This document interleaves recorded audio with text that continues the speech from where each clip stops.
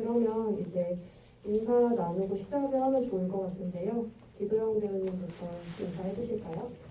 네, 안녕하세요. 저는 듣는 인공모에 오타가 났는데 기도영입니다. 네, 반갑습니다. 이어서요? 네, 좋대. 네, 안녕하세요. 저는 더 로스트 차일드의 배우 정태우입니다. 안녕하세요. 저는 더 로스트 차일드 연출했던 이동주라고 합니다. 반갑습니다. 네, 반갑습니다. 비행청년의 신용입니다. 네, 안녕하세요. 비행청년 이상민입니다. 안녕하세요. 저는 빨간 마스크 KF94 만든 김민아입니다. 반갑습니다. 안녕하세요. 저는 빨간 마스크 KF94에서 빨간 마스크를 연기한 김민영입니다. 네, 이제 가장 마지막으로 인사해 주신 빨간 마스크 KF94 팀부터 얘기를 나눠보면 좋을 것 같은데요. 저는 우선 감독님께 질문 드리고 싶습니다. 이게 저는 빨간 마스크 괴담이랑 이 팬데믹의 상황이랑 이렇게 잘 합쳐주신 것이 되게 인상적이었어요. 이 두 요소를 어떻게 좀 엮을 생각을 하게 되셨는지 궁금합니다. 일단 제가 개인적으로 지금 호러를 이렇게 좀 쓰고 있었어서 빨간 마스크라는 어떤 귀신은 이제 좀 이렇게 친근했던 어떤 귀신이었고 보신 것처럼 약간 이제 코로나가 시작되고 나서 이제 기획을 했던 영화인데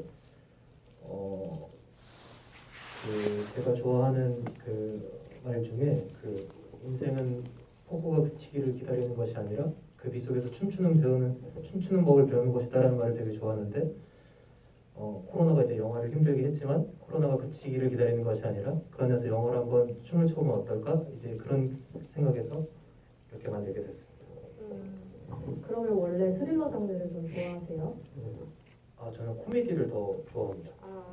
근데 스릴러를 좀 하시는 와중에 이제 영화를 좀 쓰시게 된 거고. 네. 네, 저도 영화 보면서 사실 이 빨간 마스크 KF94는 그러니까 스릴러로 충분히 풀 수 있는 내용이라는 생각이 들었거든요. 근데 코미디를 좋아하신다니까 아마 이제 본인의 취향이 많이 반영이 되셨던 것 같긴 한데 그래도 여쭤보고 싶어요. 왜 코미디 장르를 좀 택하게 되셨는지. 일단 이 영화 자체가 코로나를 주제로 하고 있잖아요. 그래서 빨간 마스크보다 이 코로나가 더 커 보였으면 했고 기본적으로 이제 일본 괴담을 압도하는 한국 사회를 좀 보여주고 싶었고 또 무엇보다 뭔가 코로나라는 이제 비극을 다 같이 우리 지구에서 코로나를 비껴가신 분이 없잖아요. 그래서 코로나라는 비극을 보고 나오시는 관객분들에게 어떤 다가가는 작은 광대 같은 영화였으면 좋겠다. 그래서 그분들한테 이제 이렇게 웃음을 좀 드리면서 우리 같이 다시 힘내봐요. 이제 그런 메시지를 좀 주고 싶었습니다. 네, 그래서 아마 관객분들도 이 작품 보면서 사실 현실과 되게 많이 맞닿아 있지만 그럼에도 불구하고 좀 웃으면서 영화 보시지 않았을까 그런 생각 들고요. 네, 이제 배우님께 질문 드리고 싶은데요. 혹시 배우님은 이 빨간 마스크 괴담 원래 알고 계셨나요? 네, 저는 초등학교 때 자그마한 책으로 무서운 이야기만 이런 거 유행했었어가지고 알고 있었습니다. 그럼 시나리오도 좀 재밌게 보셨을 것 같아요. 네, 저 재밌게 봤는데 처음에는 제가 빨간 마스크를 연기해야 된다해서 조금 놀랐어요. 이런 역할을 맡게 되다니 해서 놀랬지만 더 유명하신 분이니까 빨간 마스크가 영광이었습니다. 내가 빨간 마스크를 연기하게 돼서 영광이었다. 네. 근데 이제 또 나름의 고충도 있으셨을 것 같거든요. 그러니까 왜냐하면 주요 대사가 거의 하나잖아요.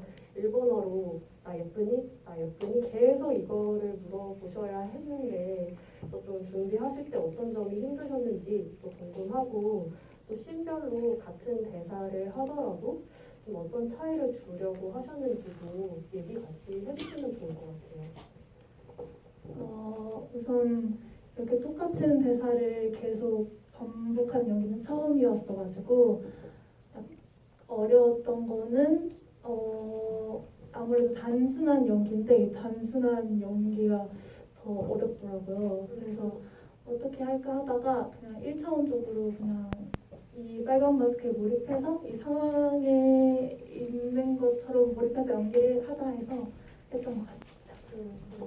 네, 그래서 저도 그 눈빛 연기 같은 거 되게 좀 인상 깊게 많이 봤던 것 같습니다. 네, 이제 비행청년 얘기도 좀 들어보고 싶어요. 네, 신용희 감독님께 먼저 질문 드리고 싶은데요. 저는 아무래도 이 영화 같은 경우는 극중의 인물들의 관계에 되게 집중을 할 수밖에 없었던 것 같습니다. 그래서 두 학생 커플 그리고 상민이와 유미 좀 이 관계가 되게 재밌었는데 어떻게 이들의 이야기를 시작하게 되셨는지 들어보고 싶습니다. 그 처음에 만들게 된 계기 자체가 이제 기존에 좀 친하게 지내던 배우들이랑 좀 이렇게 같이 해보면 어떨까라는 생각에 좀 워낙 또 잘 알고 있는 관계다 보니까 그 캐릭터 쓸 때도 좀 그런 것들이 많이 반영이 되면서 자연스럽게 관계가 형성이 된 듯합니다.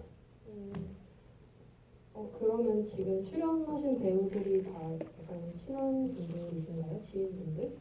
네, 뭐 기존에 같이 작업했던 분들도 있고 학교 후배도 있고 이런 식으로 해서 네, 원래 친했던 지인들이랑 같이 작업을 했습니다. 그러면 실제 어떤 배우들의 캐릭터 같은 게 극중에도 녹아든 부분이 있을까요? 옆에 있는 배우분들이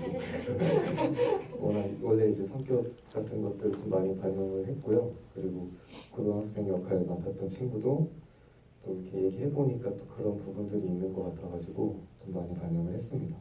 네, 상민 역할에 많이 성격이 반영이 되셨군요. 사실 왜냐면 저는 영화 보면서 참 상민 정말 범상치 않은 캐릭터라는 생각을 했었거든요.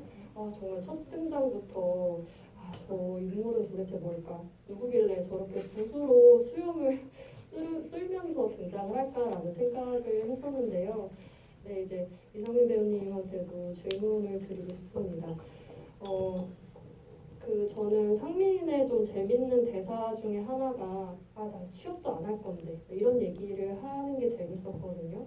그래서 도대체 저 인물은 무슨 생각을 하는 사람인가, 진짜 어떤 좀 이야기를 가진 사람인가 이런 게 되게 궁금했어요. 그래서 어떤 캐릭터라고 생각을 하셨는지 궁금하고 또 본인과 어떤 점이 좀 비슷한지 같이 얘기해 주시면 좋을 것 같습니다. 반영이 많이 됐다고 감독님 말씀해 주셔서요. 제가 알기로 성격도 일부 반영이 된 건 맞는데요. 성격보다는 제가 평소에 신윤 감독님이랑 장난치고 놀 때 쓰는 그런 말투나 화법 같은 거를 시나리오 쓸 때 굉장히 많이 반영을 해주셔서 연기할 때 굉장히 편하게 하거든요. 거의 그냥 제 말투로 연기를 할 때도 많고 연기를 할 때 저랑 이름이 또 똑같은 이 배역을 생각을 했던 거는 약간 인스타에 보면은 도대체 뭐 하는 사람인지 잘 모르겠는 분들이 요즘 간혹 보이더라고요. 무슨 감성이랑 막 예술이랑 막 이런 게 가득한데 뭔지 너무 묻고 싶은 것도 묻는 게 예의가 아닌 것 같아서 물어볼 수 없는 그런 느낌의 인물이 아닐까라고 생각을 했었고요. 그래서 자그마한 거 하나가 터칭되는 게 이렇게 백발진으로 이어질 수 있는 사람, 그게 또 치부기 때문에 그럴 수 있는 사람이라고 생각을 했습니다. 실제 배우님의 SNS는 어떠세요? 그런 거 같으세요? 작품하기에? 감성보다는 굉장히 구구절절 요즘 뭐 글 짧게 쓰는 기분인 것 같아요. 저는 막 운동을 좋아해서 그 운동 뭐 하나 이렇게 이거는 어떻고 뭐 이거 어떻고 또 뭐 맛있는 거 이게 맛있었고 이런 거 올리고 있습니다. 상민이의 SNS는 어땠을지, 그러니까 극중 상민이의 SNS는 어땠을지 새삼 좀 궁금해집니다. 네, 이제 그 다음에는 더 로스트 차일드 얘기도 해보면 좋을 것 같은데요. 이 더 로스트 차일드도 사실 굉장히 독특한 그런 결을 가진 영화죠. 이 스릴러 장르 중에서도 저는 좀 인상 깊은 지점들이 좀 있었는데 이제 우선 감독님께 여쭤보고 싶어요. 이 영화는 어떻게 시작을 하게 됐는지. 사실 좀 됐거든요. 이게 2019년도에 제작을 해서 그때 당시 그냥 이제 제가 원래 호러 영화나 이런 부분 좀 이렇게 무서운 영화 같은 거 잘 못 보는 편인데 정말요? 네네네. 네. 근데 이제 그때 당시에 좀 만들고 싶은 것들이 있어가지고 한번 시도를 해봐야겠다 해서 이제 시나리오를 써가지고 이제 제작 지원에 좀 돼서 이제 강태호 배우님께서 제 시나리오를 이제 픽을 해주셔가지고 그렇게 하면서 이제 만들게 됐던 것 같습니다. 근데 원래 그 호러 장르를 그렇게 좋아하지 않으시면 시나리오를 쓰는 것부터 쉽지 않으셨을 거란 생각이 드는데요. 어떠셨나요?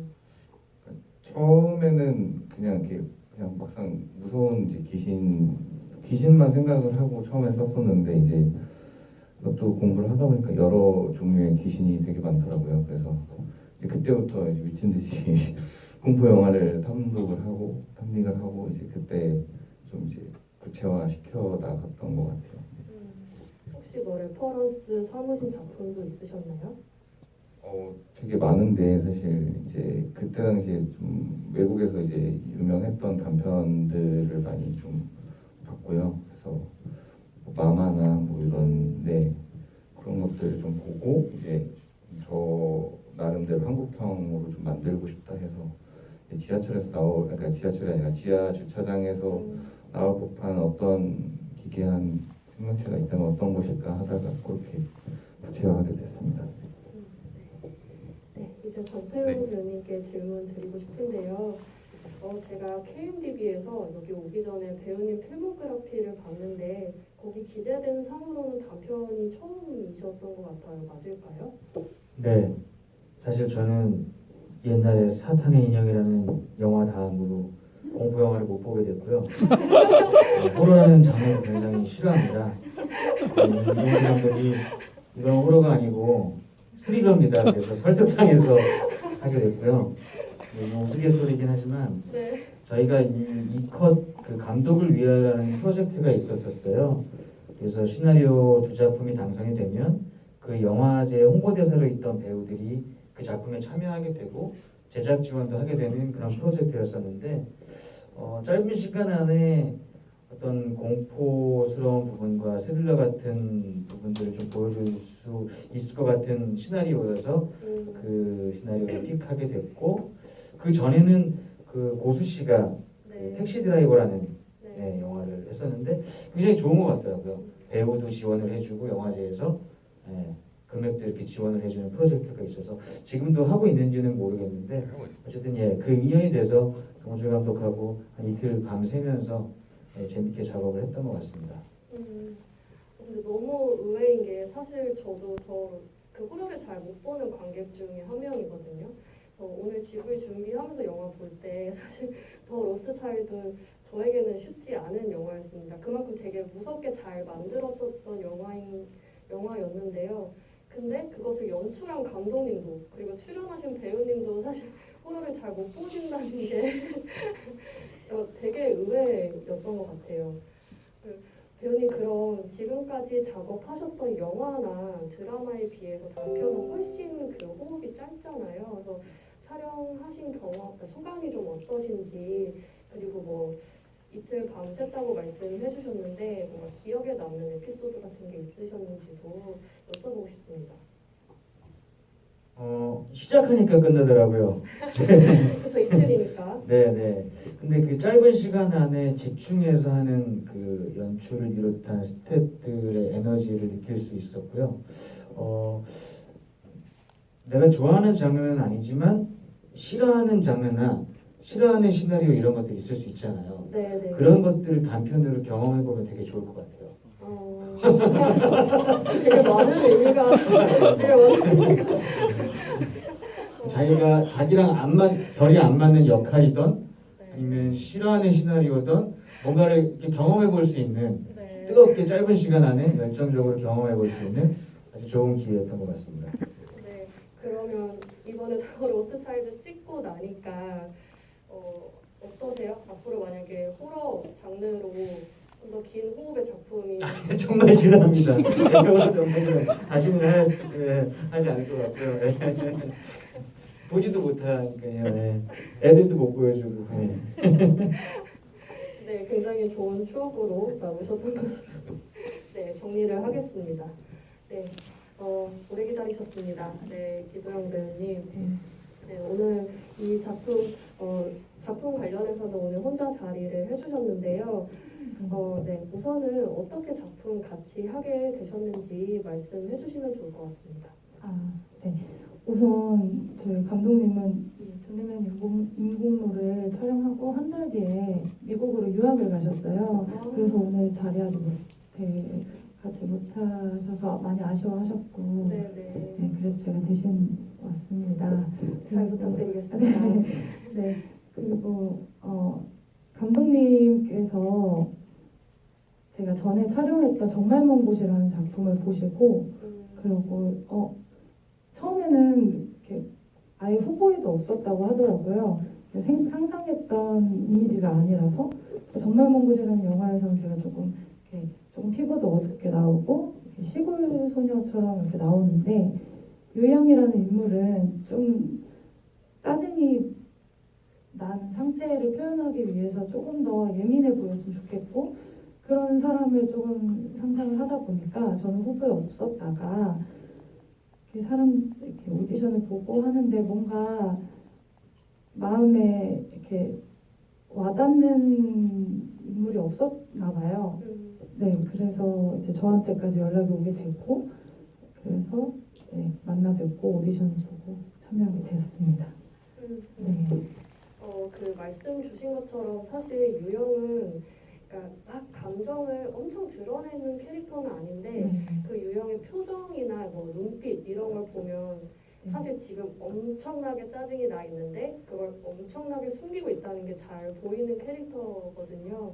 그래서 배우님께서 그런 표정이나 눈빛 연기에 좀 신경을 많이 쓰셨을 것 같아요. 그래서 그런 준비 과정이나 혹은 조금 신경 쓰신 장면이 있다면 같이 얘기해 주시면 좋을 것 같아요. 네.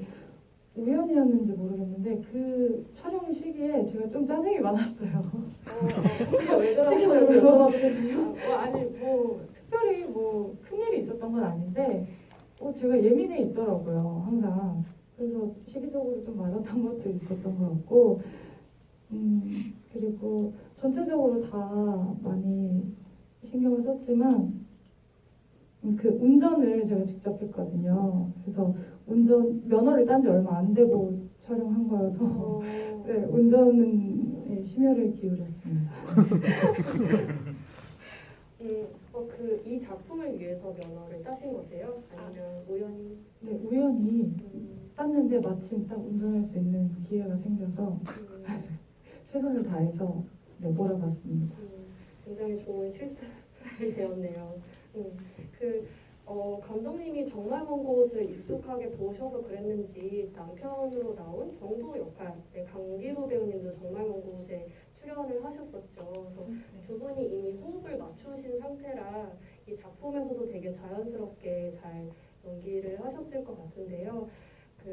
두 분 혹시 작품 준비하면서 어떤 얘기 나누셨는지 같이 해보시니 두 번째 작품 같이 해보시니 어떠셨는지도 궁금합니다. 네, 정말 먼 곳이라는 작품에서는 제가 그 강기로 배우님을 짝사랑하는 역할이에요.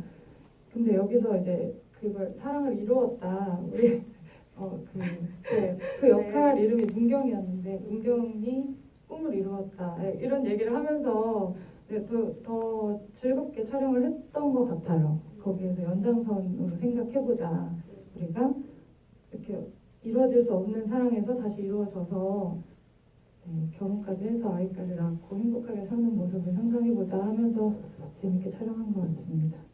네, 근데 이제 사랑이 이루어졌다라고 해석을 할 수 있긴 한데 그렇게 얘기하기에는 극 중에서 둘이 너무 사이가 안 좋지 않았나요? 어떻게 얘기하셨어요? 네, 이게 사실은 유영이 좀 예민한 상태이기도 하고 화가 날 수 있는 상황이긴 했는데, 그래서 결말을 원래 감독님께서는 그냥 떠나버리는 걸로 결말을 썼었는데 유형이 네네 유형이 그냥 밟고 멀리 떠나버리는 걸로 그냥 다 두고 떠나는 거였는데 생각을 해보니 부부는 어쨌든 한 몸처럼 지내야 하고 그리고 어떤 책임이 있건 그 두 사람이 같이 책임을 져야 한다라는 생각이 들었다. 그래서 이제 결말을 조금 더 만들어 보자 해서 촬영 중에 이제 결말을 더 만들게 된 거였어요. 근데 그런 부분에 있어서 감독님 생각대로라면 물론 극 중에서는 많이 투닥투닥하지만 결론적으로는 행복한 부부가 아닐까라는 생각을 했습니다. 그 결말 더 만든 게 그 뒤에 타이어 흔한 그 말씀. 네, 결국 떠나지 못하고 그 자리에 머물고 도움을 요청할 수 있는 사람은 사실 남편밖에 없지 않을까라는 생각을 할 수 있게 하는 결말이었던 것 같아요. 저는 그 관객분들은 이 결말 어떻게 보셨는지도 사실은 궁금한데요. 왜냐면 저는 그냥 남편한테 연락 안 했을 것 같다는 생각을 사실은 했어요. 그러니까 바로 직전에 싸웠잖아요. 그래서 뭐 시골이긴 하지만 차라리 보험회사에 전화를 하거나 하다못해 경찰에 전화를 하지. 그러니까 정말 남편한테 전화를 했을까라고 저는 생각을 하는 관객이었거든요. 그래서 다른 관객분들은 어떻게 이 결말을 받아들이셨을지도 궁금합니다. 이따가 얘기 같이 해주셔도 좋을 것 같고요. 네, 그럼 이제 다시 그 더 로스트 차일드 얘기를 해보면 좋을 것 같은데요. 저는 그 이제 크레딧상으로는 더 마더라고 되어 있더라고요. 그래서 그 엄마 역할의 그 배우분이 저는 너무 그 몸짓이랄까요? 그런 몸을 너무 잘 쓰시는 거예요. 그래서 이렇게 기괴하게 몸을 펴는 동작 같은 걸 할 때 되게 무서워하면서 봤는데 어디서 그렇게 몸을 잘 쓰는 배우를 캐스팅하셨는지 궁금하고요. 그리고 또 디렉팅을 어떻게 주셨는지도 궁금합니다. 일단은 다들 해보셔서 알겠지만 여기 있는 감독님들은 이제 뭐 아는 분을 이렇게 통해서 구한 건 아니고요. 그때 당시 이제 필름메이커스를 통해서 이제 좀 캐스팅을 했는데 그때 이제 오디션이라고 하기엔 좀 거창하지만 어쨌든 영상을 좀 보내주신 분 중에서 이제 연기 톤이나 이런 게 제가 봤을 때 여기 특수 분장을 하면 정말 무섭겠다라고 싶은 분이 계셔서 직접 이제 캐스팅을 해서 많이 만났던 것 같아요. 많이 만나서 일단 제가 생각했던 그런 무브먼트나 이런 것들을 말로 설명을 하고 실제로 연극을 오래 하셨던 배우여서 몸 쓰는 거에 대해서 되게 거부감이 전혀 없으셨고 잘 이렇게 표현을 해주셔가지고 또 되게 능동적으로 되게 다양한 걸 연구를 해서 저한테 데려갖고 오셔가지고 네 이렇게 보여주시기도 하셔가지고 그러면서 이제 그렇게 콜라보가 됐던 것 같아요. 저는 사실은 하셨던 분은 아닐까라는 생각을 좀 했었는데 실제로 그 좀비 연기 하시거나 아니면 좀비 연기하시는 배우 지도하시는 분들이 춤추시는 분들이 많이 하시거든요. 그래서 아마 이 배우님도 춤을 추셨던 분이 아닐까라는 생각도 사실은 했었습니다. 네, 아마 그 자세히 기억은 안 나는데 네. 그 베이스가 무용이 있었던 걸로 기억이 네. 몸 쓰는 게 확실히 좀 다르다는 생각이 들었던 것 같아요. 네. 그 정태우 배우님께 질문 드리고 싶은데요. 이제 사채업자 이 캐릭터 연기하실 때 저는 그 분위기가 되게 좋았거든요. 그러니까 그런 옷이나 뭐 액세서리나 혹은 머리를 넘긴 그 외형부터 내가 어떤 캐릭터다라고 되게 분명하게 보여준다는 생각이 들었어요. 그런 외형 같은 건 좀 어떻게 준비하셨는지 궁금하고 단편이라 할지라도 이제 캐릭터 분석을 좀 깊게 하셨을 것 같은데 어떤 인물이라고 보셨는지도 궁금합니다. 촬영 들어가기 전에 시나리오를 급하게 좀 바꾼 것 같아요. 원래는 사채업자 역할이 아니었었거든요. 근데 제가 2018년, 2019년에 서핑을 한답시고 머리를 기르고 다녔고 좀 양아치처럼 하고 다녔는데 그게 그 역할이 좀 잘 맞을 것 같아서 좀 바꾼 거죠. 네네. 원래는 제가 좀 바른 이미지여서 그러니까요. 여기에 그냥 원래는 아빠 역할, 어떤 아빠 역할이었던 걸로 기억하는데 갑자기 바꿔서 사채업자로 이렇게 바뀌어주더라고요. 그래서 저도 한 번도 해보지 않은 역할이어서 좀 도전해보고 싶다는 생각도 있었고, 포로는 정말 싫어하지만 스릴러라고 속여서 그런 약간 긴장감 있는 영화를 한번 만들어보고 싶다고 해서 저도 흔쾌히 재밌게 했던 것 같아요. 찍을 때는 사실 잘 모르지만 네. 편집이 되어져서 나왔었을 때에 더 큰 재미가 있었던 것 같아요. 그 호러 싫어한다는 말씀을 꽤 여러 번 해주셨는데 저 실제로 촬영하실 때 정말 눈앞에서 그 더 마더가 무섭게 쫓아오기도 하고 무서운 형태로 몸을 움직이기도 하잖아요. 그런 씬 같이 촬영하실 때는 어떠셨어요? 찍을 때는 근데 하나도 안 무서워요. 찍을 때는 하나도 안 무서워요. 네. 근데 하나도 안 무서우신데도 스릴러 다시 만약에 작품 들어왔을 때 별로 안 하고 싶으세요? 저요? 네, 저는 크리스찬인데요. 귀신 나오고 이러는 걸 진짜 별로 안 좋아해서요. 네네, 더 이상 비슷하지 않겠습니다. 네, 그리고 또 충무로에는 그런 말이 있잖아요. 동물이랑 아이랑 같이 하는 촬영은 참 쉽지 않다. 근데 이제 그 아이 역할이랑 되게 붙는 씬이 많으셨죠. 그래서 같이 촬영은 어떻게 하셨는지 궁금합니다. 제 칭찬 좀 해주세요. 네. 사실 제가 아역 배우부터 시작을 해서 그렇죠, 그렇죠. 네, 오래됐는데 그렇게 아역 배우들이 이제 현장에 나오면은 측은지심이 좀 생겨요. 저희가 활동할 때만 해도 굉장히 열악한 환경이었었는데 지금은 너무 환경들이 좋아져서 사실은 그래도 힘들긴 힘들잖아요. 밤에 이렇게 아이가 촬영을 하는데 예전에 생각이 많이 나서 제가 많이 잘해줬습니다. 오늘 빨리 자랑해주세요, 빨리. 근데 진짜 그때가 한참 더울 8월 네. 여름이어가지고 되게 습했거든요. 근데 그때 이틀밤 새면서 지금 여기 사실 그 PD도 와 있는데 프로듀서 했던 친구가 와 있는데 어디 계세요, PD님? 네, 어쨌든 그때 이제 그 아역 배우가 엄청 고생을 많이 했어요. 뛰기도 하고 물론 이제 태호 선배님도 많이 고생을 하셨는데 스태프들이 다 같이 이제 1순위는 일단 아역 배우한테 먼저 이렇게 붙었던 것 같아요. 물론 태호 선배님도 잘 봐주셨고, 근데 이제 다행히 확실히 프로 의식을 갖고 있는 이제 아역 배우였어서 되게 잘 따라와줘가지고 잘 끝낼 수 있었습니다. 네. 저도 영화 보면서 그러니까 이게 어떻게 생각하면 아이가 연기하기 되게 어려운 영화와 캐릭터일 수 있겠다는 생각을 했는데 그 배우분이 정말 되게 미래가 밝으신 분이다라는 생각도 관객으로서 좀 했던 것 같고요. 그래서 그 바탕에는 다 이제 정태우 배우님 포함해서 이제 스태프분들이 잘 챙겨주셨기 때문이 아닌가라는 생각이 들고, 저는 더 로스트 차일드는 제목도 좀 여쭤보고 싶어요. 그러니까 제가 느끼기에는 어쨌든 그 사채업자가 극을 좀 이끌고 가는 주요 인물이긴 하잖아요. 물론 뭐 여기에 모든 초점이 가 있진 않지만 이제 그럼에도 불구하고 제목을 더 로스트 차일드라고 하신 이유가 있으실 것 같습니다. 그러니까 사실 이 시나리오 처음에 이제 기획할 때 그 실종 전단지나 이런 그런 광고들을 처음 보고 약간 떠올렸던 시나리오였어서 그래서 이제 그거에 대한 거는 지키고 가야겠다. 어쨌든 이 아이가 사실 그 사채업자를 후킹을 해서 엄마한테까지 끌고 가는 역할이고 그 극 중에서 가장 중요도가 있는 인물이라고 생각이 돼서 그 제목을 썼던 것 같습니다. 네, 알겠습니다.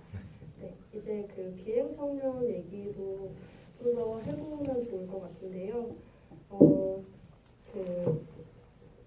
저는 보면서 유미가 되게 흥미로운 캐릭터라는 생각이 들었어요. 그러니까 전공 책에서부터 너무 분명하죠. 그러니까 그런 도덕이나 윤리를 공부하고 있는 사람이고, 그리고 너무나 이렇게 지켜야 할 선이 되게 분명한 캐릭터잖아요.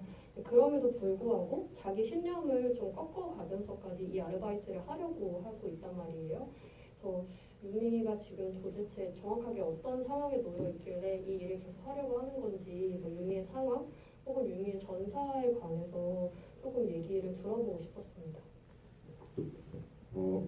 유미 캐릭터 설정은 되게 단순하게 되게 가난하게 공부하고 있는 고시생이다라는 게 이제 캐릭터 설정이었고요. 근데 그 유미를 통해서 그냥 좀 이렇게 그때 제가 한창 뭔가 만들 당시에 좀 가식이라는 테마에 좀 꽂혀 있었어가지고 뭐 주변 사람들이나 어른들의 어떤 뭔가 가식적인 그런 모습들, 약간 미선에 가면 약간 이런 것들에 꽂혀 있었어가지고 그런 게 좀 보기 싫었던 때였어요. 그래가지고 유미라는 캐릭터를 통해서 그 좀 가면을 벗어 던지는 그런 모습을 좀 보여주고 싶었습니다.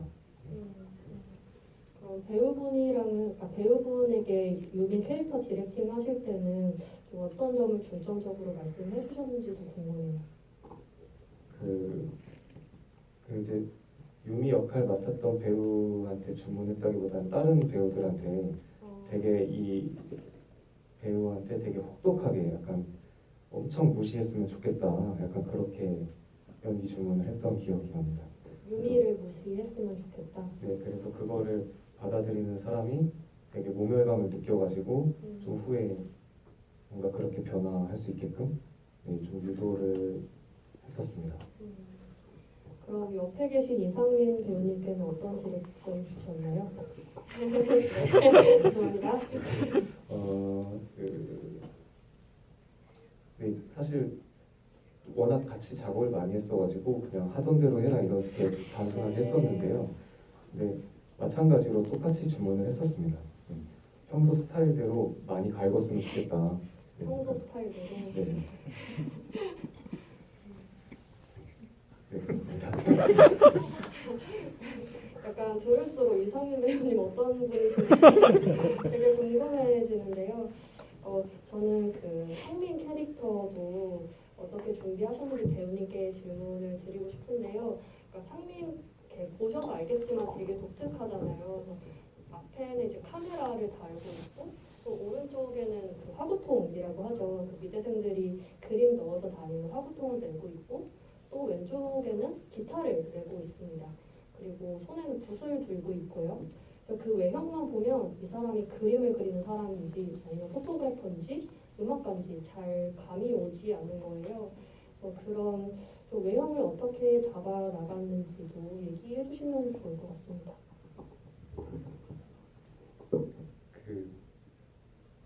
일단 제가 많이 갈구는 사람은 아니고요.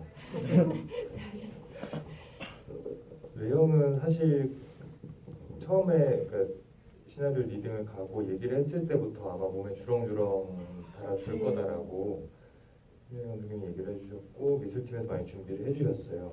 그래서 그냥 예술하면 떠오를 만한 가장 간단하게 뭐 그림, 뭐 악기 뭐 이런 것들이 다 몸에 주렁주렁 달려서 그거를 불편하지만 않게 연결해달라고 주문을 해주셔서 그렇게 했었어요. 네, 캐릭터 의상 같은 경우에도 최대한 좀 그 위에 입고 있는 남방이라고 해야 될까? 그건 또 제가 아는 감독님께 빌려온 거거든요.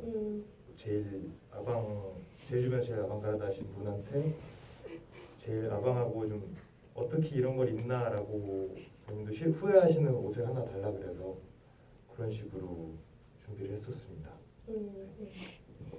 그리고 저는 아까도 말씀을 드렸지만 그 상민이의 등장씬이 전 되게 재밌었거든요. 그러니까 그 붓으로 자기 수염 이렇게 뭐랄까 쓸면서 나오는 씬. 그거는 누구의 아이디어였는지도 궁금해요. 시나리오에 있었는지 아니면 혹시 배우님이 주신 아이디어인지. 네, 그건 제가 그냥 저쪽에서 걸어오라길래 쓰면서 제가 근데 액팅을 할 때 머리랑 수염을 가지고 노는 걸 정말 좋아해요.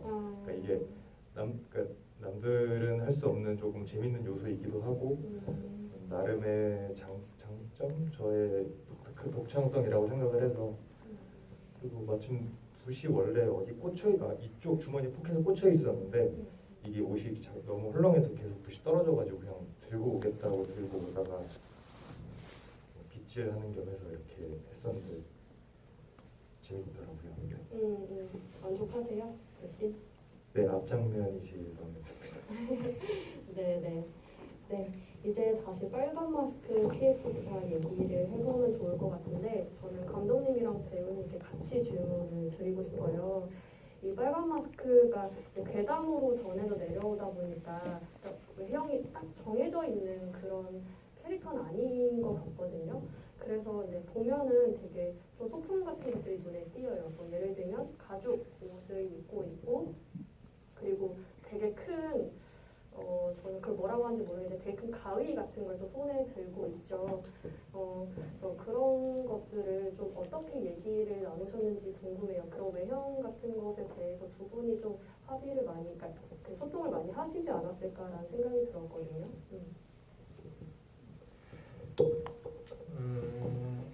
그 제 기억 속에 있는 빨간 마스크가 이제 검은 코트를 입고 나왔던 기억이 있어서 근데 이제 뭐 이렇게 막 더플 코트나 그런 걸 입히자니 너무 이렇게 차분해 보이는 것 같고 그래서 그 가죽 가죽 검은색 자켓이면 코트면은 무섭겠다 이제 그런 생각했었고 가위도 그 작두 같은 건데 저게 그래서 너무 작은 거는 또 카메라에 잘 안 잡힐 것 같아가지고 이렇게 해서 좀 과하더라도 이제 어차피 근본이 없는 캐릭터니까 그래서 이렇게 만들어도 되겠다 싶어서 이렇게 작두 가위를 했었고 마지막에 넣었던 게 이제 렌즈를 이제 그 빨간색 렌즈로 그래서 이렇게 다 이렇게 세팅을 해서 이렇게 해보니까 그냥 예쁜 사람 같아가지고 그래서 좀 다르게 뭐 해보자 하다가 이제 렌즈를 이제 마지막에 넣어가지고 그렇게 했었는데 맞죠? 맞습니다. 함께 네. 그리고 그냥 이제 의상 얘기 말씀을 해주셨으니까 이 첫 번째 캐스팅 조건이 구두를 안 신고도 클 수가 있었어야 돼가지고 뛰어야 되니까 네. 그래서 이제 단화하고 이제 본인의 키로 이제 그 빨간 마스크의 그 키를 커버하는 그런 캐스팅이었습니다. 배우님은 특수 분장 전에 해보신 적 있으세요? 이 작품 전에? 처음 해봅니다. 해보시면 어떠셨어요? 그게 약간 입이 찢어 있는 그런 문장이라 이게 일반적이지 않긴 해서 어떠셨는지.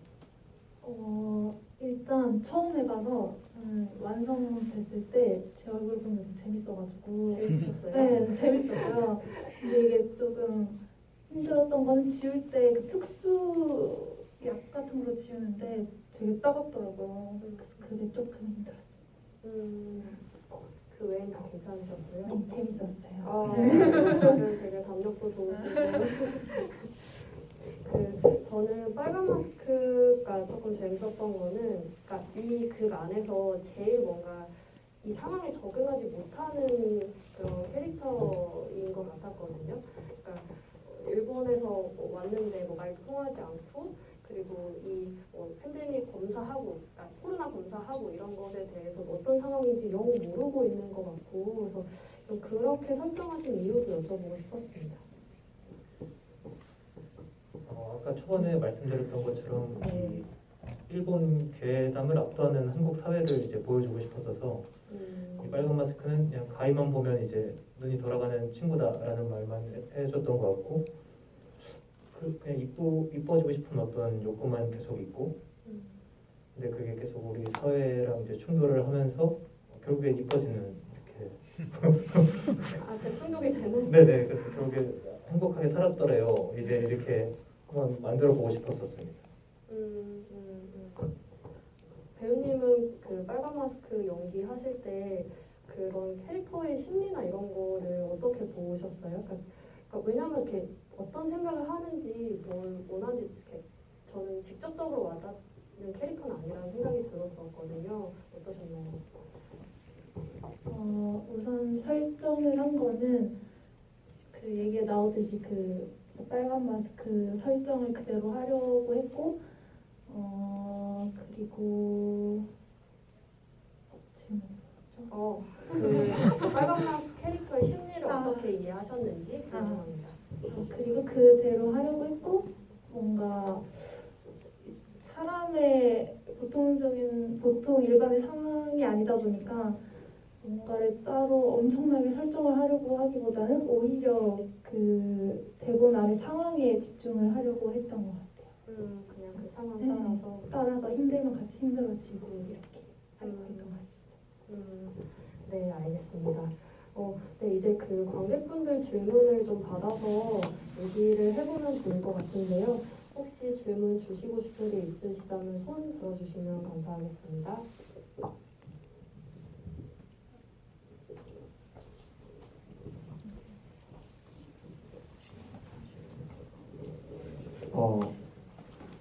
네, 안녕하세요. 저는 비행청년 그 감독님에게 질문하고 싶은데 그 마지막에 종소리가 전 여러 번 들렸는데 저는 그때 좀 약간 그 인상적이었다고 할까요? 뭔가 가슴에 약간 진동이 전해지는 느낌. 그래서 나는 어땠는지 좀 되돌아보게 되는 그런 느낌도 있었는데 그런 종소리라는 요소를 어떤 생각을 하시면서 넣으셨는지 궁금합니다.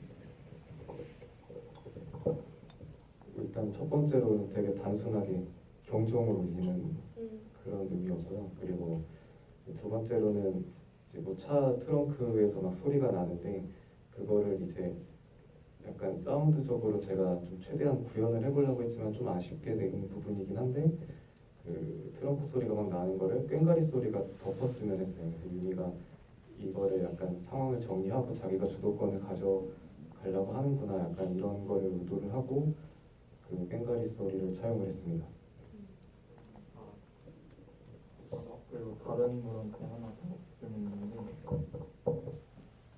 김내면 이몽로 배우님한테 질문인데 그 사슴뿔을 자동차로 뿌리셨는데 그 극중에서 근데 결론적으로는 이제 바퀴가 터졌잖아요. 그래서 과연 주인공은 그걸 좀 후회하고 있을까 이런 게 좀 궁금해요. 네, 제가 생각한 유형은 조금 후회를 했을 것 같다는 생각을 했어요. 아까 말씀하신 것처럼 결론을 좀 다르게 생각하실 수 있도록 이제 감독님이 일부러 그렇게 하셨는데 제가 마지막에 좀 제안했던 결말은 저러면 남편한테 전화할 것 같아요 였어요. 그래서 남편한테 전화를 하는 장면을 찍었지만 이건 너무 좀 직접적이고 또 누군가는 이걸 통쾌하게 받아들이지 못할 것 같다라는 그렇게 볼 수 있을 것 같아서 이제 그거는 없이 이제 어떡하지라는 걸로 결말이 나긴 했는데 제 개인적인 유형의 마음이라면 네, 저는 질문 뭐였죠? 죄송해요. 후회를 하실 네, 후회를 하지 않을 것 같습니다. 네, 죄송해요. 네, 후회를 하지 않았을 것 같습니다. 네, 감사합니다. 감사합니다.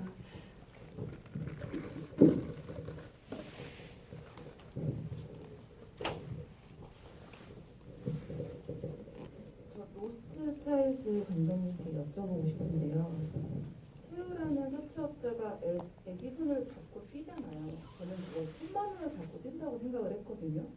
중간에 소리 지르면서 미안하다고 사과하는 장면이 있어서 이게 1000만 원을 들고 뛴 걸까 아니면은 아이를 데리고 도망가야 될까라고 거기 조금 고민했거든요.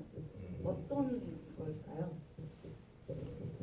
그러니까 1000만 원을 들고 뛴다는 건 태우 입장에서는 맞는 이야기 같고요. 그리고 중간에 화장실에서 미안하다고 하는 부분은 이제 소리를 질러서 아이한테 그냥 소리를 지르는 거는 사실 안 되는 거잖아요. 상식적으로. 그래서 그거에 대한 그냥 이제 미안하다는 건데 이제 그 1000만 원에 대한 미안함이 아니고 그래서 약간 그 부분은 약간 이제 제가 장면에서 그 부분이 잘 전달이 안 된 걸 수도 있을 것 같은데 거기 워낙 어두운 환경이었고 또 이제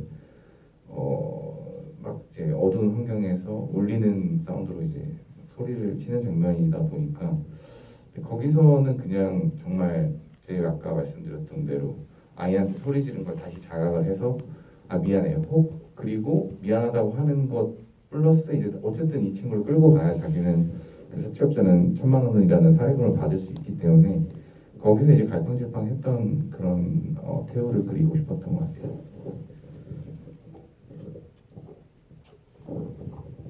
또 질문 주고 싶은 분 있으실까요?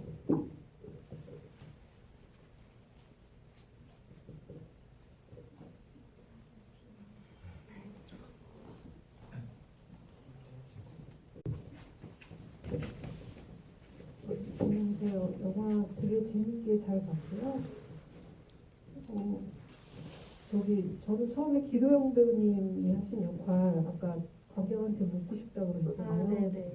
그거에 대한 제가 제 생각을 얘기하자면 버리고 싶어도 버릴 수 없는 남편이 결국은 끝까지 따라오는구나. 타이어가 펑크 나면서도 따라오는구나.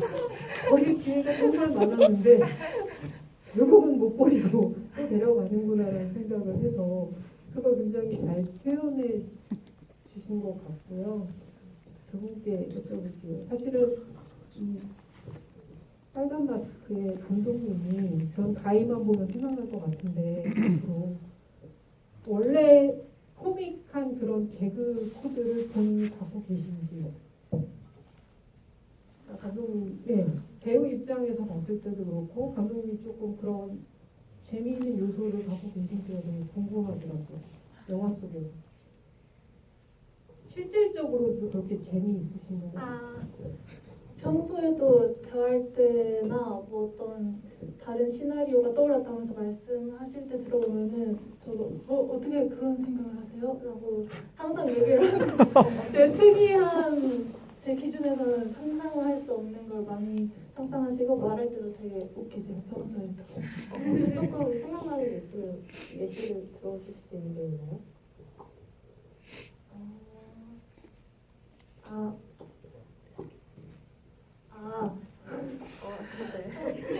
옆에서 힌트를 주고 계시는 좀 전에도 이제 항상 이렇게 감독님께서 항상 GV 때 저도 같이 올라가자고 해주셔가지고 딱 관객석에 있다가 나오잖아요. 근데 그 전에 항상 나 머리 어때? 감독 같아? 막 이렇게 가르마 틀어주면 얘기해줘. 이렇게 얘기를 아까 하셨습니다. 저도 생활 속에서 웃기려고 많이 노력을 하고 이렇게 안 웃기면은 잠을 약간 못 자는 반응이 안 좋으면 잘 때 이게 계속 이렇게 약간 뭘 이렇게 복기해 보는 내가 뭘 실수했지 어떤 타이밍이 문제였지 이제 그런 스타일이 좀 있는 것 같습니다 개인적으로. 너무 재밌게 잘 봤습니다. 저는 정태우 배우님의 약간 지인이기도 한데 정말 좋은 작품 잘 봤고요. 정 배우님께 제가 여쭤보고 싶은 거는 이 많은 작품 속에서 본인이 탐났던 배역이 있을 것 같아서 그 질문을 한번 해보고 싶습니다.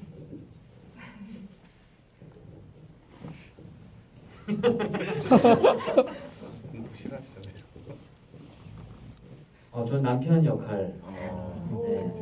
정도요? 네. 답답한 남편. 사실 저 그런 스타일이거든요. 저를 희생하면서 저의 정말 가깝고 그런 가족한테는 오히려 못하고 오히려 같이 옆에 있는 사람들을 배려한답시고 우리 가족들을 불편하게 하는 스타일이에요. 저는 맞는 것 같아서 그거는 장편으로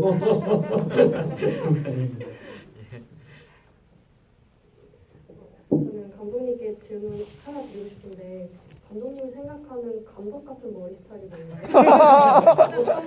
어떤 걸 배우님께 봐달라고 하셨는지 궁금한데요. 저도 아직 그게 모르겠어서 항상 GV 때 감독님들이 이렇게 보는데 오늘 와서 이렇게 보니까 다 모자 쓰고 오셔가지고 나는 모자를 차라리 쓸 걸 그런 생각을 하고 있는데 아직 해결하지 못한 숙제입니다. 그래서 감독 같은 머리 스타일이 뭘까 고민하고 있습니다. 네. 앞으로 GV에 많이 나오셔야겠네요. 또 다른 분들이랑 교류도 많이 하시고 머리 스타일도 많이 보시고 그러면 될 것 같습니다. 아까 뒤에 질문 해주시라고 했었는데요. 너무 잘 봤고요. 저였으면 이 출발할 때부터 태우기 전부터 싸웠을 것 같아요. 배우님이 그 상황이었으면 어디까지 참으실 수 있을 것 같은지 궁금해요. 실제 제 성격으로요? 근데 저도 약간 아까 말씀하신 좀 답답한 성격이라서 저도 정도처럼 했을 것 같아요. 끝까지 챙기려고 했을 것 같았는데 이 영화를 촬영하고 이렇게 결과물을 보고 나니까 아, 절대 저러면 안 되겠다라는 생각을 했습니다.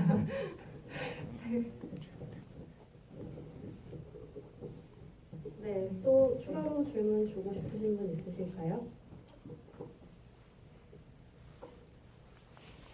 그 사이 제가 질문해도 돼요? 네, 그럼요. 비행천년 감독님께 그 개인적으로 뭐 해보겠다는 건 아닌데 궁금해서 그 건네는 물건에 비해서 그 집 횟수가 좀 많아 보이던데 이게 수수료가 보통 어느 정도 되는지 그러니까 조사를 해보셨을 것 같아서 요즘 막 대일고 막 그렇게 유행하는 거 아닙니까 그게? 뭐 요즘 갑자기 또 뭐 펜타닐이나 델고 이런 것들이 다시 이렇게 화제가 되고 있더라고요. 그래서 지금도 물론 음지화된 어떤 문화지만 그때 찍을 당시에는 더 음지였었는데 그때 기준에서 거의 막 2배씩 이렇게 요청을 하기도 하고 하더라고요. 그래서 근데 그 보통 또 하시는 분들이 되게 나이대가 있으신 성인분들이 많이 하시고 오히려 그런 부분들이 좀 놀랐던 사실이었습니다. 해보겠다는 건 아닙니다.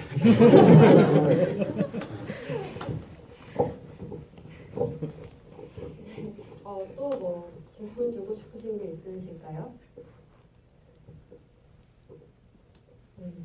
네, 그러면 제가 조금 더 질문을 드려볼게요. 저는 기도영 배우님께 질문을 드리고 싶은데요. 이제 아까 나왔던 얘기에 조금 연장선상일 수도 있을 것 같습니다. 저 역시 그 앞에는 정말 잘 참던 유영이 그 순간에 이제 남편과 그 춘배 일행을 다 내려버리고 노경까지 다 이제 차로 치워버리고 나가는 그 순간이 되게 좀 인상적이었거든요. 왜냐면 앞에서의 모습을 보면 유영은 절대 그럴 수 있는 사람이 아니라고 생각을 했거든요. 그래서 그때 그러니까 유영이라는 캐릭터의 감정을 좀 어떻게 이해를 하셨는지 궁금하고요. 또 그 씬 촬영할 때 좀 어떻게 준비하셨고 현장에서 어떻게 하셨는지 또 얘기해 주시면 좋을 것 같습니다. 네. 우선 유영한테 지금 최우선은 아이였던 것 같아요. 아이라고 생각을 하고 접근을 했고 그래서 이제 그래, 이 정도는 참자 하다가 더 이상은 이제 아이도 그렇고 아이를 포함해 나까지 이제 불쾌해지는 상황이 더 생길 것 같으니 여기서 끊지 않으면 더 이어질 수 있다라는 생각에 이제 좀 결단을 하고 출발하는 그런 감정의 변화를 저는 생각을 하고 연기를 했고요. 그리고 실제로도 이제 계속 아이가 울 때의 짜증이 조금 극대화되는 부분이 있어요. 장면에서도. 그래서 저는 아이에 좀 더 집중을 한 것 같아요. 아이의 반응에. 그래서 그게 쌓여서 어느 순간 폭발을 하게 된 것 같습니다. 네. 그러니까 엄마로서의 유영의 마음에 집중을 많이 하셨던 거예요. 네, 맞아요. 왜냐면 저는 참을 수 있지만 나중에 남편한테 뭐 잔소리하면 되지만 아이한테는 직접적인 피해가 갈 수 있고 아이가 계속 울고 하는 거에 계속 예민해지는 상황이었던 거라고 받아들였거든요. 네, 그래서 그렇게 감정을 변화할 수 있었던 것 같습니다. 네. 그리고 저는 더 로스트 차일드 이어서 질문 드리고 싶은데요. 이렇게 뭔가 스릴러나 호러 장르에서 저희가 어떤 시그널이라고 하잖아요. 예를 들면 뭐 밀폐된 장소로 들어가거나 이제 막다른 길로 들어가면 저거는 사망 시그널이다라고 저희가 얘기를 하는데 중간에 이제 권태우배님이 연기하신 그 사채업자 역할이랑 아이가 너무나도 당연하게 화장실로 도망을 치는 거예요. 그래서 저는 그 씬에서 그 관객 입장에서 보다 보니까 저기 가면 안 되는데 이런 생각을 했었거든요. 그래서 어떤 의도가 있으셨는지 감독님께 여쭤보고 싶고요. 그리고 정태호 배우님은 그 씬 촬영하실 때 좀 어떠셨는지 아이랑 같이 어떻게 좀 호흡 맞추셨는지 얘기 같이 해주시면 좋을 것 같습니다. 네, 감독님부터 말씀해 주실까요? 일단은 나가면 안 되겠더라고요. 그 이제 공포가 지하도라는 장르 특성상 그 지하도를 떠나서 이 주인공이 이제 지상으로 나가면 사실상 공포의 성립이 잘 되지가 않거든요. 그래서 일단 지하 주차 공간을 최대한 활용하는 시나리오를 썼던 것이었고, 그리고 이제 기신과 처음 이제 그 더 마도와 처음 접촉이 있은 후에는 이제 계속 기이한 현상들이 일어났잖아요. 뭐 문이 닫힌다던가. 근데 이제 그 도망가는 와중에서 사실상 숨을 곳이라고는 차나 이제 들어갈 수 있는 문이 있는 곳은 사실 화장실밖에 없어서 그렇게 설정을 해놓은 것도 있고, 차는 어쨌든 마지막에 좀 배치를 해서 열리지 않았던 차문이 열리면서 거기 들어가면서 최후를 맞게끔 그렇게 이제 좀 디자인을 했던 것 같습니다. 저는 무슨 답변을 네. 네, 어땠냐고요? 네네네. 왜 화장실로 들어가는지 전 잘 모르겠어요. 네, 그러니까 그죠? 네, 되게 문을 잠궜다고 해서 그게 닫혀지는 것도 아니고 문이 다 뚫려져 있고 아이도 뚫려져 있는데 저는 그냥 무서운 공간 하면 의뢰 떠오르는 곳이기 때문에 거기를 선택하지 않았나 싶고, 덥거나 춥거나 그런 공용 화장실은 더울 땐 좀 시원하고, 겨울에는 좀 따뜻하고, 그래서 그 좀 약간의 대피 같은 안정감을 느끼는 곳이 아니었나 싶습니다. 한참 더울 때 촬영하셨어요. 네, 시원했어요. 네. 다행입니다. 네, 이제 비행청년 얘기 해보고 싶은데요. 그러니까 저는 이 세 명, 그러니까 학생 커플이랑 윤이랑 성민이가 갈수록 누가 더 극단적으로 갈 수 있는가, 그러니까 누가 더 극으로 나아갈 수 있는가 이런 거를 서로 얘기를 한다는 생각이 들었거든요. 그런 맥락에서 펜타닐도 나왔던 것 같고, 그런 식으로 조금 인물들을 몰아가신 이유가 있으셨는지 여쭤보고 싶습니다. 그 약간 뭐랄까 카니발적인 그런 마지막에 되게 광란의 약간 그런 느낌이 됐으면 해가지고, 그래서 여기서 이쯤에서 이제 끝나겠지 했을 때 뭔가 한 단계 더 있고 한 단계 더 있고 약간 이렇게 좀 계속 한 층 한 층 더 레이어를 쌓아가고 싶었습니다. 그래서 좀 결말이 딱 됐을 때 뭔가 딱 그 깔끔하게 뭔가 그런 느낌을 좀 의도를 했었습니다. 마지막에 네네. 그 뺑가리치면서 하는 그 씬이요? 아니면 그 전체적으로 뭐 이제 처음에는 그냥 술 담배 거래하는 거였다가 얘네가 알고 보니까 마약까지도 손대는 아이였고, 뭐 트렁크에 뭐 진짜 사람이 갇혀 있는 건지 어떤지 모르겠지만 그런 상황까지 뭔가 동호하는, 그래서 상황을 점점 극단으로 몰아가면서 이렇게 뭔가 레이어를 좀 더 쌓아가가지고 결말에서 조금 더 충격적인 뭔가 카니발적인 그런 느낌을 주고 싶었습니다. 네. 저도 그런 게 되게 잘 와닿았던 것 같긴 합니다. 네, 이상민 배우님께도 질문 드리고 싶은데, 아까 첫 등장하는 장면에서 이제 본인이 그러니까 본인이 그런 거를 활용을 하셨다고 했잖아요. 그래서 혹시 그 씬 외에 다른 씬에서 좀 애드립으로 소화를 했거나 이제 뭐 그런 게 있으셨는지 궁금합니다. 기억이 나십니까요? 기억이 잘 안 납니다. 그리고 애드립이 이번에 좀 없었죠? 네, 이번에 좀 원래 많이 좋아하기도 하고 전화 많이 치는데 그냥 그런 호흡은 있었던 것 같아요. 유미가 무리하시네요 뭐라고 했을 때 제가 그 말도 그대로 받아서 약간 미안한데 그쪽도 무리하시네요 뭐 이렇게 울리는 이런 거는 제가 좋아하는 호흡 중에 그런 느낌이어서 그런 부분은 제가 조금 가지고 놀았던 대사였던 것 같아요.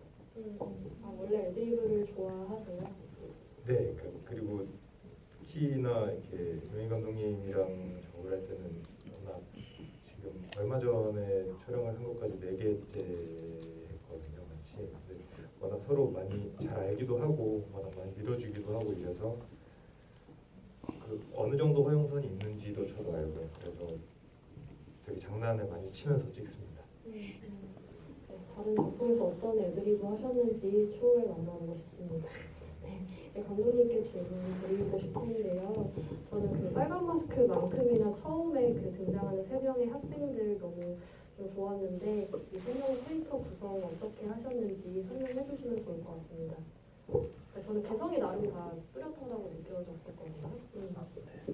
그 세 명 친구가 제가 원래 그 영화과를 졸업하고 뮤지컬 연출팀 생활을 하다가 다시 영화를 하는 케이스인데 그 뮤지컬 연출팀 할 때 만났던 뮤지컬 아역 배우들이에요. 그래서 막 빌렐레트라는 뮤지컬이랑 마틸다라는 뮤지컬에 나왔던 친구들인데 그 친구들을 처음부터 그냥 그렇게 그 구성을 그렇게 생각했던 것 같고 가운데서 그 계속 스토리텔러로 역할을 해주시는 그 진아 배우가 그 친구가 마틸다고 아시아 초연 마틸다였어요. 그 친구가. 그래서 뭐 그 친구 마틸다 혹시 보신 분들이 계실지 모르겠지만 이제 극 중에서 마틸다라는 극 중에서도 이제 이야기를 잘 전달하는 역할이었고 그리고 그 육상부 시연이랑 그 기절했다 깨어나는 그 막 주연 배우님들도 그냥 그 이미지가 계속 저한테 어렸을 때부터 그 친구들은 아직도 저한테 선생님이라고 하거든요. 어렸을 때 막 초등학교 때부터 봐가지고 그때부터 봤던 이미지로 그냥 자연스럽게 이제 시나리오 쓸 때부터 이름을 그렇게 써가지고 했던 것 같아요. 되게 많이 반영했구나. 네, 이제 김민영 배우님께 질문 드리고 싶은데 사실 빨간 마스크가 원래는 되게 무서운 캐릭터인데 저는 이 영화를 보면 빨간 마스크가 고생했던 게 더 많이 생각이 나요. 너가 달렸던 거나 아니면 전기 충격기 맞기도 하고 또 책상에 머리도 박았죠. 그래서 되게 그런 씬들이 많았는데 좀 전체적으로 봤을 때 되게 힘들지만 또 재밌고 좀 뿌듯했던 씬이 있으셨을 것 같아요. 배우로서. 그러니까 꼭 이렇게 힘들었던 씬 아니어도 괜찮고요. 네네. 제가 가장 생각나는 거는 전기 충격기를 있는 장면인데 제가 코믹 연기를 처음 해보거든요. 그래서 걱정이 많았는데 감독님이랑 촬영 전에 만나서 연습을 많이 했어요. 근데 그 장면도 연습을 했는데 정말 이렇게 환한 형광등에서 연습을 했는데 감독님이 앞에 사람처럼 서 계시면 저 혼자 막 이렇게 막 하고 조금 그래서 처음에 부끄러웠는데 열심히 했습니다. 재밌었어요. 네, 저도 보면서 엄청 자연스럽다고 생각. 그 밑에는 엄청난 연기, 그 연습의 결과가 연습이 토대가 되었다는 것을 알았습니다. 뭐가 더 덧붙이고 싶어요? 그리고 이제 개인적으로 고마웠던 자랑스러웠던 장면은 그 육상부 시연 배우님이 실제로 정말 빠르세요. 반에서 개주를 하고 계셔가지고 이 둘이 계속 한 프레임에 안 담기는 거예요. 이게 너무 빨라가지고. 근데 이제 한번 진짜 잡아보라고. 그래서 이제 했는데 진짜 한 프레임 안에 이렇게 뛰어가는 게 나와서 고마웠다는 말을 이제야 합니다. 네, 살리지 못했지만 그래도 그 씬을 넣을 수는 없었지만 그래도 그러니까 원래는 거기서 작았단 말씀이시죠? 아니 너무 빠르니까 진짜 잡아보라고. 네. 근데 이제 그게 한번 이제 한 프레임 안에 들어와서 됐다 이렇게 그런 기억이 있습니다. 네네네. 연기도 잘하시고, 그런 전기 충격기 연기도 잘하시고, 이제 마감할 시간, 그러니까 마무리할 시간이 거의 다 돼서 혹시 질문하고 싶으셨는데 못하신 분 있는지 마지막으로 여쭤보겠습니다. 있으실까요? 네. 그러면 이제 오늘 지브이는 마무리하면 될 것 같은데요. 김민영 배우님부터 인사 한 번씩 해주시죠. 늦은 시간에 이렇게 소중한 시간 내주셔서 와주셔서 정말 감사합니다. 조심히 가세요. 저도 영화제가 3년 만에 이제 다시 이제 개최되는 걸로 알고 있는데 이렇게 다시 부활시켜 주셔서 감사하고 또 이렇게 귀한 자리 초청해 주셔서 감사하고 와주셔서 진심으로 감사드립니다. 감사합니다. 너무 좋은 감독님들, 배우님들, 좋은 작품들 사이에 껴서 상영이 될 수 있었던 게 너무 감사하고요. 단장님도 너무 감사합니다. 조심히 들어가세요. 너무 좋은 작품들과 함께 상영을 할 수 있게 되어서 정말 영광이었고 이렇게 주말에 시간 내서 와주셔서 정말 감사드립니다. 조심히 귀가하세요. 그리고 3년 만에 이제 이렇게 영화제 초청돼서 같이 또 좋은 영화들이랑 이렇게 같이 상영할 수 있어서 너무 좋았고요. 늦은 시간까지 이렇게 끝까지 봐주셔가지고 정말 감사드립니다. 감사합니다. 네, 저도 관객의 입장으로 기발하고 독특한 감독님들의 생각들을 엿볼 수 있어서 좋은 시간이었던 것 같습니다. 영화제 끝까지 많이 응원해 주시기 바랍니다. 감사합니다. 네, 저도 하고 싶은 말 앞에서 다 해주셔가지고 네, 너무 영광이고 감사합니다. 네, 감사합니다. 네. 제가 짧게 한마디만 하겠습니다. 사실 요즘에 단편 영화를 스크린에서 볼 기회가 점점 없어지고 있거든요. 그래서 최근 몇 년간 이제 단편 영화제들이 많이 없어지고 있는 상황이었고요. 근데 이제 감독님들이 말씀해주신 것처럼 대단한 단편 영화제가 부활이 돼서 저 역시 굉장히 반가운 마음이었습니다. 그래서 오늘 보신 영화들 다 재밌게 보셨길 바라고요. 또 오늘 감독님들, 배우님들이랑 나누신 이야기 다 좋은 추억으로 가져가셨으면 좋겠습니다. 감사합니다.